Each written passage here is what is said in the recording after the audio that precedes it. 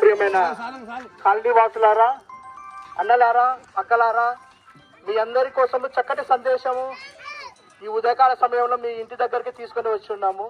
చక్కటి శుభవార్త మీ అందరి కోసమే తీసుకొని వచ్చి ఉన్నాము.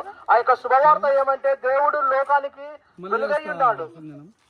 ఎందుకంటే మీ కొరకు వెలుగు చీకటి గురించి ప్రకటించాలని ఎంతగానో ఆశపడుతున్నాను.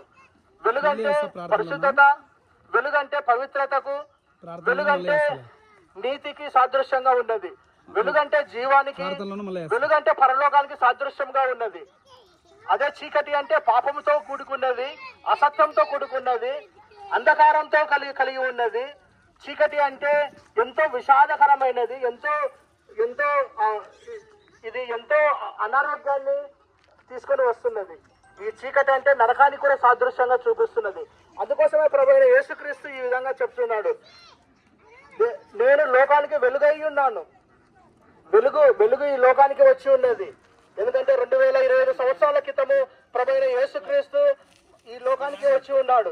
యేసు అంటే రక్షకుడని, యేసు అంటే పాపాలను రక్షించే దేవుడని, యేసు అంటే తన ప్రజలను తానే పాపం నుంచే విడిపించే దేవుడని, యేసు అంటే అద్భుతకరుడని, యేసు అంటే ఆశ్చర్యకరుడని, యేసు అంటే సమాధానకర్త అని, యేసు అంటే నిజమైన దేవుడు. కాబట్టి ఆయన పాపులను ప్రేమించి ఈ లోకానికి వచ్చి ఉన్నాడు.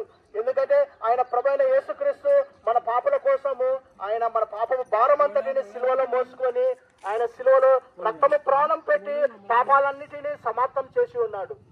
ఎందుకంటే యేసుక్రీస్తు యొక్క రక్తము ప్రతి పాపం నుంచి మనల్ని పవిత్రులుగా చేస్తున్నది. అది ఎలాంటి పాపమైనా సరే, చిన్న పాపమైనా, పెద్ద పాపమైనా, ఘోర పాపమైనా సరే, ప్రతి ఒక్క పాపం నుంచి యేసుక్రీస్తు యొక్క రక్తము మనల్ని విడిపించి ఉన్నది. యేసుక్రీస్తు యొక్క రక్తము మనల్ని కడిగి మన పరిశుద్ధులుగా చేసి ఉన్నది. యేసుక్రీస్తు యొక్క వెలుగు మన చీకటనే హృదయంలోకి ప్రకాశింపచేసి వెలుగుగా తయారు చేసి ఉన్నది. మీరందరూ వెలుగై ఉన్నారు, ఈ లోకానికి వెలుగై ఉన్నారు. సత్యమైన యేసుక్రీస్తు, వెలుగైన యేసుక్రీస్తు ఈ లోకానికి వచ్చి మనందరినీ వెలిగించి వెలుగువంతులుగా తయారు చేసి ఉన్నాడు, నీతిమంతులుగా చేస్తున్నాడు. ఇదే చక్కటి సందేశం, ఇదే చక్కటి శుభవార్త. మీరు లోకానికి వెలుగై ఉన్నారు అంటున్నారు. మీలో ఎలాంటి పాపం లేదు, ఎలాంటి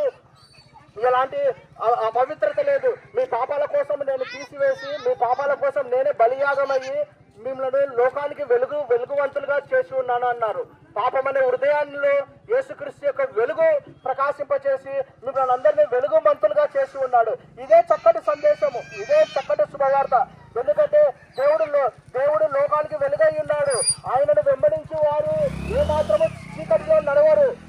మీరు కూడా ఆయన యొక్క జీవపు వెలుగును పొందుకున్నారు. ఈ యొక్క జీవపు వెలుగు అంటే పరలోకం అనే ఈ యొక్క పరలోక రాజ్యము మీరు కూడా స్వతంత్రించుకున్నారు. మిమ్మల్ని కూడా ఈ లోకానికి వెలుగై ఉన్నారని దేవుడు ప్రకటించి ఉన్నారు. మీరు కూడా ఈ యొక్క సత్యాన్ని గ్రహించాలని మీకు ఈ కాలనీ వాసులకు, అన్నలకు, అక్కలకు ప్రభు పేరట మనవి చేస్తున్నాను. మీరు ఇక్కడ ఏమాత్రము యేసుక్రీస్తును విశ్వసించిన ఎడల మీరు ఏమాత్రము చీకటిలో నడవరు. మీరు కూడా ఆయన యొక్క జీవపు వెలుగు మీ యొక్క జీవితాల పైన, మీ యొక్క ఇంటి పైన ప్రకాశింపచేసి మిమ్మల్ని వెలుగువంతులుగా చేసి ఉన్నాడు.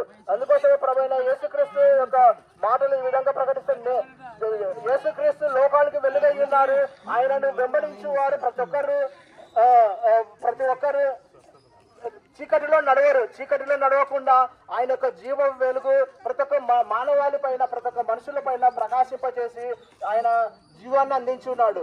అందుకోసమే యేసుక్రీస్తుని విశ్వసించండి. నీవు నీ ఇంటి వారిని యేసుక్రీస్తుని విశ్వసించిన ఎవరు నశింపరు. ప్రతి ఒక్కరు యేసుక్రీస్తును విశ్వసించి ఆయన ఇచ్చిన నిత్య రాజ్యానికి మీరు కూడా వారసులు కావాలనేదే మా యొక్క చిన్ని ప్రవచనము. ఇదే మిక్కిలి అనుకూలమైన సమయము, నేడే రక్షణ దినము. ఈ ప్రభువైన యేసుక్రీస్తు ఈ లోకానికి వచ్చి మిమ్మల్ని అందరినీ కూడా పాపమనే హృదయంలోన ఆయన యొక్క వెలుగును ప్రకాశింపచేసి మిమ్మల్ని కూడా వెలిగించినారు. మీరు ఈ లోకానికి వెలుగై ఉన్నారు.